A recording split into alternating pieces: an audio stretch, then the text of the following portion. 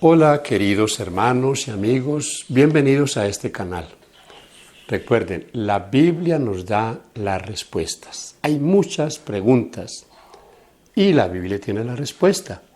Es posible que algunas de esas preguntas sean supremamente difíciles y también debo de anticiparles. Es posible que haya preguntas que no puedan tener una respuesta satisfactoria. Hoy vamos a hablar de dos cosas bien importantes. Dos preguntas. La primera tiene que ver con un profeta que es uno de esos profetas muy especiales, un profeta con un ministerio muy amplio, un ministerio que dejó muchas enseñanzas. Estoy hablándoles del profeta Eliseo. Y a Eliseo, iniciando su ministerio, le pasaron algunas cosas difíciles. Algunos leen estos pasajes bíblicos y se perturban. Y tienen a veces también hasta malas ideas en cuanto a por qué pasó esto, por qué pasó. ¿A qué me refiero? A segundo libro de Reyes, capítulo 2, versículos 23 y 24. Escuchen lo que dice. Después subió de allí a Bet-el, y subiendo por el camino, salieron unos muchachos de la ciudad y se burlaban de él, diciendo, calvo sube, calvo sube. Y mirando él atrás, los vio y los maldijo en el nombre de Jehová. Y salieron dos osos del monte y despedazaron de ellos a 42 muchachos. Tremendo, ¿cierto? Un pasaje complicado. Y yo debo confesarle, la primera vez que yo leí esto me turbó. Porque así de entrada uno piensa, bueno, pero por eso no más. Por digamos, una charla, por algo así, una broma, no más por eso. Miren, mis hermanos, hay varias cosas aquí que debemos tener en cuenta. Lo primero es que era una época, Eliseo sucede a Elías. Y el pueblo de Israel estaba en un momento muy difícil de apostasía. Era una apostasía rampante, terrible. Y Eliseo era un profeta que estaba apenas iniciando su trabajo como sucesor del gran profeta Elías. Elías había sido arrebatado por el Señor y después de un proceso de acercamiento con Eliseo, Eliseo quedó como su sucesor. Pero ahora está afrontando esta difícil situación. El texto 24 dice que él volteó a mirar y los maldijo. Algunos, claro, tratan de darle una explicación, tratan de darle a esto como una aplicación que sea como acorde. De pronto muestran que eran unos niños los que allí lo que había pasado ahora con unos niños. Yo debo anticiparles, estos no eran niños. Recuerden que para esa época los jóvenes y una persona alcanzaba su madurez en edad después de los 30 años. De hecho, miren que el Señor Jesús comenzó su ministerio a los 30 años, porque había en Israel esa tendencia a pensar de que a una edad más temprana no era una persona que tuviese mucha madurez. Y estos muchachos, miren, yo debo aquí darles a ustedes una idea. Por eso es tan importante para nosotros estos libros. Estos libros nos ayudan. A mí me ayudó un montón el poder buscar aquí una explicación, algo que me ayudara a entender por qué esto había pasado con el profeta Eliseo. Entonces voy a leer aquí en la página 177 una referencia a estos dos textos y por qué pasó eso y de quién vino esto. Porque algunos tratan de decir que eso no fue de Dios. Bueno, escuchen ustedes. Dice, Eliseo era un hombre de espíritu benigno y bondadoso, pero también podía ser severo, como lo demostró su conducta cuando en camino a Betel se burlaron de él los jóvenes impíos que habían salido de la ciudad. Ellos habían oído hablar de la ascensión de Elías e hicieron de este acontecimiento solemne un motivo de burlas, diciendo a Eliseo, calvo sube, calvo sube. Al oír sus palabras de burla, el profeta se dio vuelta y bajo la inspiración del Todopoderoso pronunció una maldición sobre ellos. El espantoso castigo que siguió provino de Dios, y salieron 2 osos del monte y despedazaron de ellos a 42 muchachos. Aquí hay varias expresiones que yo quiero que usted tenga en cuenta. Jóvenes impíos. Impío es una palabra que tiene una aplicación muy fuerte. Personas sin piedad, personas crueles. Ese es un impío. Tiene una cantidad de calificativos allí. Ellos estaban burlando de Eliseo.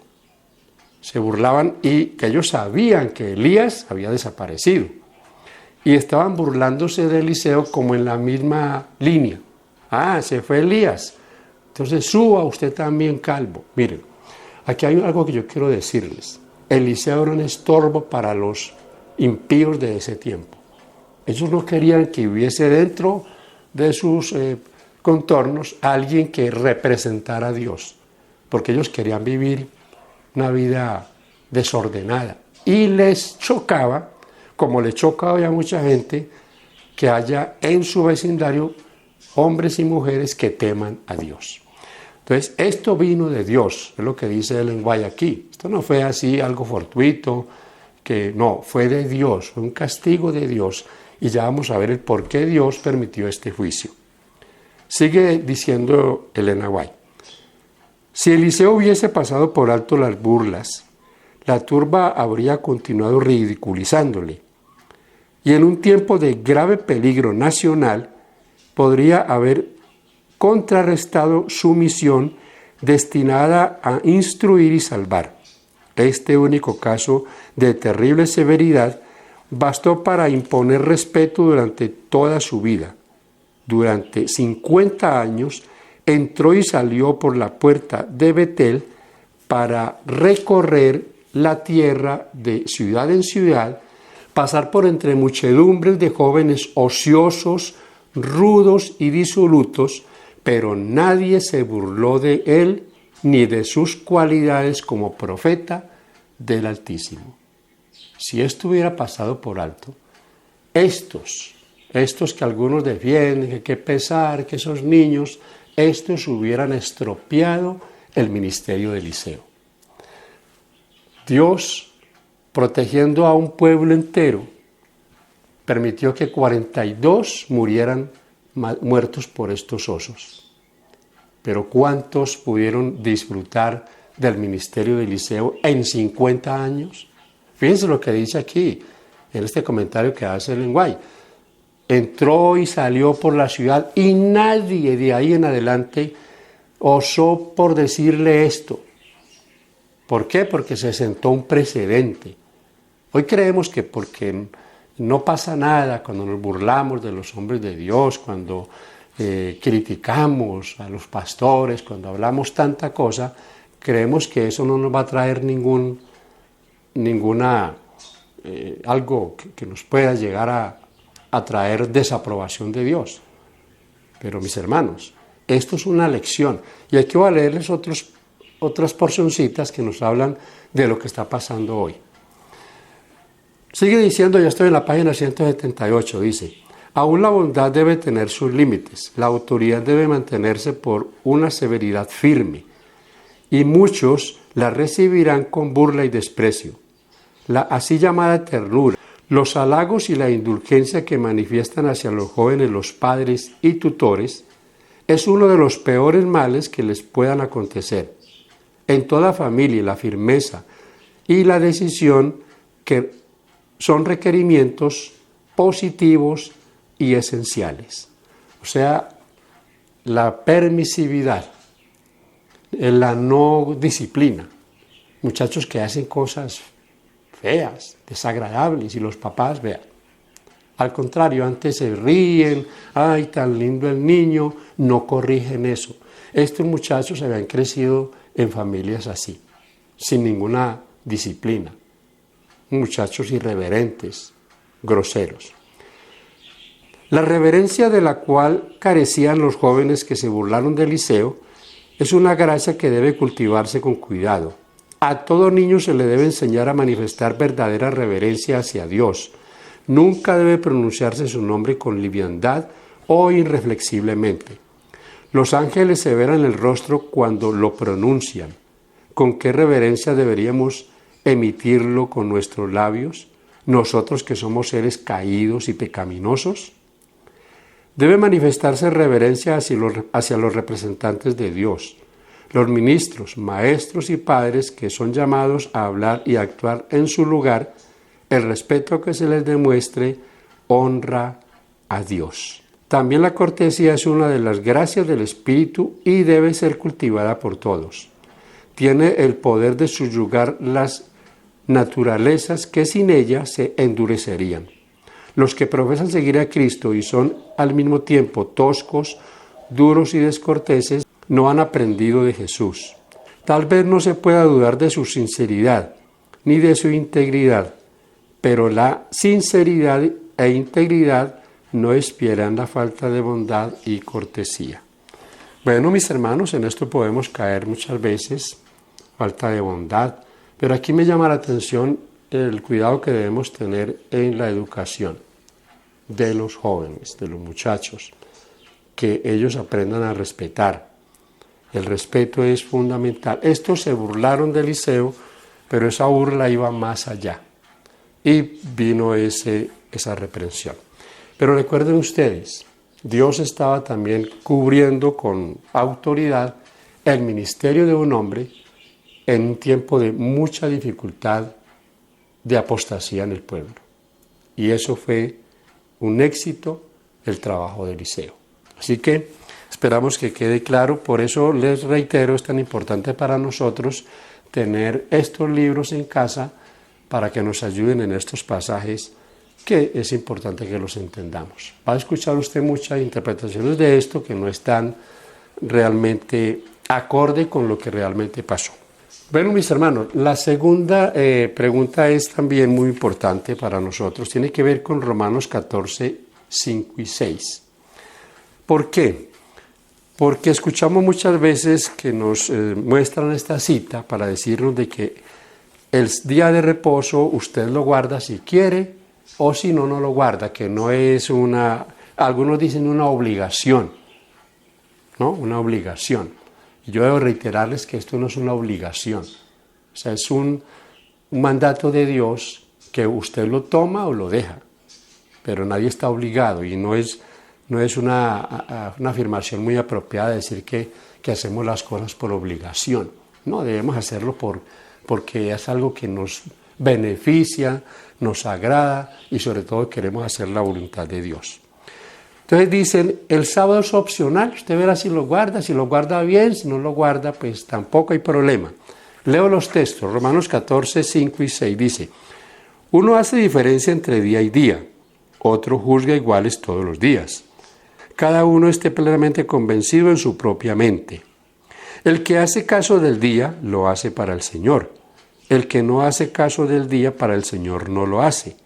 El que come para el Señor come, porque da gracias a Dios, y el que no come para el Señor no come y da gracias a Dios. Miren, hermanos y amigos, aquí hay un error muy grave en interpretación bíblica de los que sacan este texto o te muestran este texto para decirte si yo quiero guardar el sábado bien y si no, pues tampoco. No. ¿Por qué? Porque usted no va a encontrar en este capítulo 14 de Romanos nada que tenga que ver con el sábado, con el día de reposo del Señor. En absoluto. Léalo, lea todo el capítulo y muéstreme dónde dice aquí algo referente al día de reposo. Nada. Esto tiene que ver con otros días. Y es el mismo pasaje que aplican de Gálatas 4:10, que no tampoco tiene que ver nada con el sábado. Tiene que ver con asuntos de festivos, judíos, y aquí esencialmente tiene que ver con días de ayuno. Recuerden que ellos tenían días de ayunos. Como tienen días de ayuno los musulmanes, tienen días de ayuno los judíos. Tienen 2 días de ayuno, y para eso le recuerda a usted al fariseo. ¿Qué dijo el fariseo? Ayuno 2 veces a la semana. Usted va a ver, fíjense que en el versículo 5 habla de comida, porque es que el asunto era comida. Uno hace diferencia entre día y día. El versículo 6 es el que hace la referencia a la comida. Todo el capítulo tiene que ver con asuntos de comida. Comida, de pronto algunos tenían problemas con los sacrificados a los ídolos, pero mayormente eran esos días de ayuno. Aquí donde está el famoso texto, el versículo 17 que dice, porque el reino de Dios no es comida ni bebida, sino justicia, paz y gozo en el Espíritu Santo. El versículo 21 dice, bueno es no comer carne ni beber vino, ni nada en que tu hermano tropiece o se ofenda o se debilite. ¿Cuál era el problema en sí que había? Los que ayunaban condenaban a los que no ayunaban. Y algunos tenían pues unos ayunos muy mortificantes, eran momentos donde ellos pues sí, los dedicaban a esto y a la oración, pero lo habían convertido en algo obligatorio. Y eso los llevó a condenarse, a juzgarse. Por eso dice, nadie juzgue al que come o al que no come. Dice el versículo 3, el que come no menosprecie al que come, ni el que no come no juzgue al que no come, porque Dios le ha recibido. El ayuno es algo que debe ser de corazón, voluntario. Nosotros a veces tenemos días de ayuno, y regularmente los sábados. No es muy apropiado los ayunos los sábados, pero pues como para más comodidad se ayuna los sábados, pero esos ayunos son voluntarios. Se propone que quieren ayunar el sábado, bueno, los que quieran ayunar que se unan, y hay grupos que se unen en ayuno. Pero el que está ayunando no debe condenar, juzgar al que no está ayunando. Y que eso era lo que estaba pasando aquí, y fue lo que motivó al apóstol Pablo a escribir este capítulo. Entonces, recuerden, absolutamente nada tiene que ver con el día de reposo, porque el día de reposo no es una opción. No, el día de reposo es un mandato del Señor. La opción es que usted quiere guardarlo, bien, no, guárdelo, acéptelo como el día de reposo. Si no lo quiere guardar, usted ya es consciente de que es un mandamiento que está en la ley de Dios, usted se las arregla con el Señor. ¿Cuál es el problema? Es que esto no es una imposición de la iglesia adventista ni de los judíos, es un mandato del Señor. Entonces, cualquiera de los 10 mandamientos que usted quiera dejar a un lado, usted lo puede hacer. Pero pues tendrá que ya arreglárselas con el Señor, y sobre todo cuando somos conocedores de estas cosas. Recuerde lo que dice Santiago en el capítulo 4 de su carta, versículo 17. El que sabe hacer lo bueno, que sabe qué es lo bueno y no lo hace, le es pecado. Y decir que aquí dice que no, que si quiere, es un pretexto muy pobre, muy pobre. Que Dios te bendiga, muchas gracias por acompañarnos hasta el final, y de antemano gracias por suscribirse y por compartir. Que Dios te bendiga.